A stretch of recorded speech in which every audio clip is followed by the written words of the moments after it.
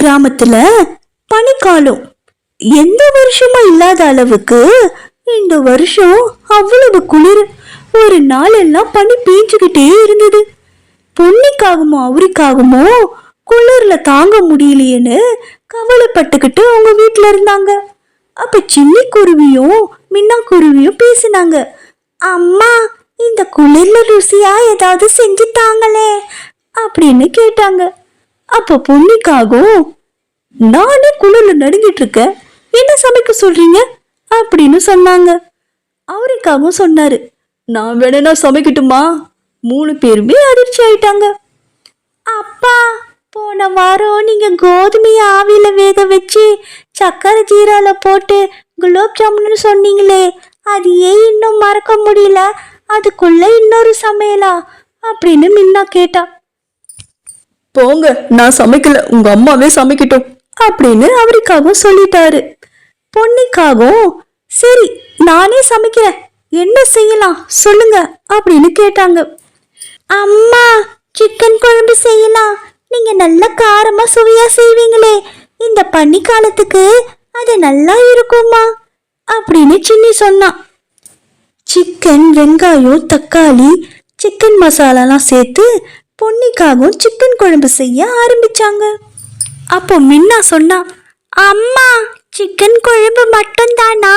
Chicken 65 கூட செய்யுங்களேம்மா, சாப்பிட நல்லா இருக்கும்.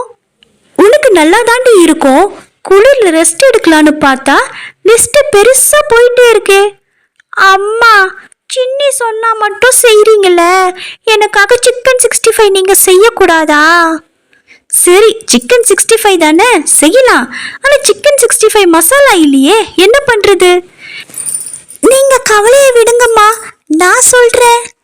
சிக்கன்ல இஞ்சி பூண்டு பேஸ்ட், தயிர், கார்ன்ஃப்ளவர் கொஞ்சம் போட்டுக்கோங்க, மிளகாய் தூள், மஞ்சத்தூள், மிளகுத்தூள், கரம் மசாலாலாம் போட்டு ஊற வச்சு ஃப்ரை பண்ண சிக்கன் 65 ரெடிமா அப்படின்னு மின்னா சொன்னான்.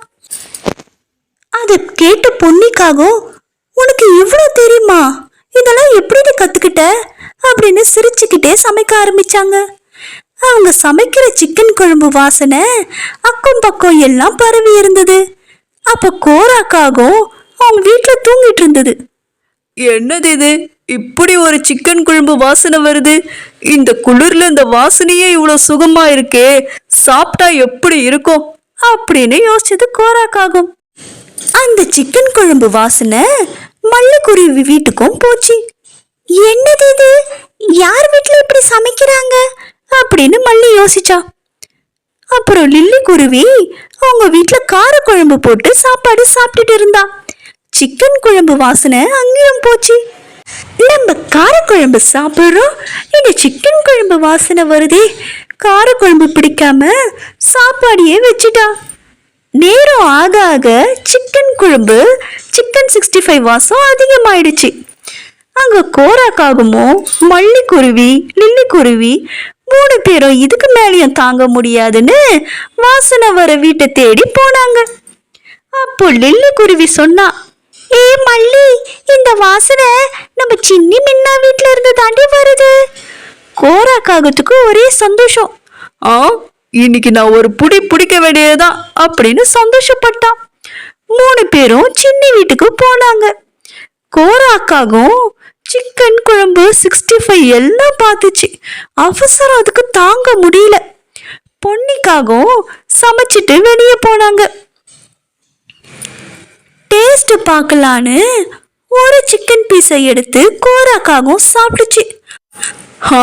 இந்த சிக்கன் சாப்பிட்றதுக்கு ரொம்ப சுவையா இருக்கே, இன்னொன்னு சாப்பிடுவோம் அப்படின்னு எல்லா சிக்கனையும் சாப்பிட்டு பாதி சிக்கனை மட்டும் வச்சுட்டு அங்கிருந்து விலகி போச்சு.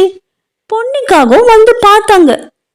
என்னது இது, பாதி சிக்கன் தான் இருக்கு, யார் இந்த வேலையை பண்ணுது? பொன்னிக்காகவும், யார் இப்படி சிக்கன் திருட்டுத்தனமா சாப்பிட்டது, உண்மையை சொல்லுங்க அப்படின்னு கேட்டாங்க.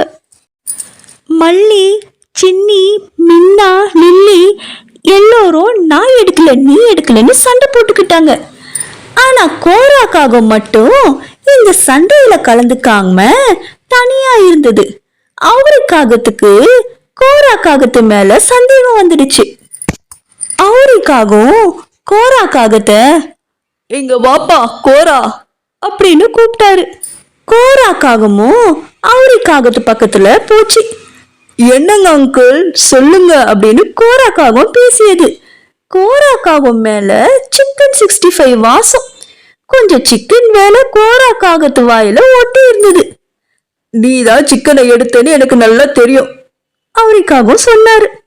அதுக்கு கோரா காகம், ஆமா நான் தான் அங்கிள் டேஸ்ட் பார்த்தேன், அப்படியே ரொம்ப நல்லா இருந்துச்சா, இன்னொன்னு சாப்பிட்றேன்னு சாப்பிட்டு எல்லாத்தையும் காலி பண்ணிட்டேன், கொஞ்சம் தான் வச்சேன், மன்னிச்சிடுங்க அங்கிள் அப்படின்னு சொல்லுச்சு. இத கேட்ட பொன்னிக்காகவும் மறுபடியும் சிக்கன் குழம்பும் 65 செய்யலான்னு முடிவு பண்ணாங்க. இந்த முறை மல்லி வந்து வெங்காயத்தை நறுக்கி கொடுத்தா. சின்னி மசாலாவை தயார் செஞ்சு கொடுத்தா. மில்னி தக்காளிய கட் செஞ்சு கொடுத்தா. லில்லி சிக்கனை சுத்தம் செஞ்சு கொடுத்தா. பொன்னிக்காகவும் சிக்கன் குழம்பும் சிக்கன் 65 தயார் செஞ்சுட்டு இருந்தாங்க.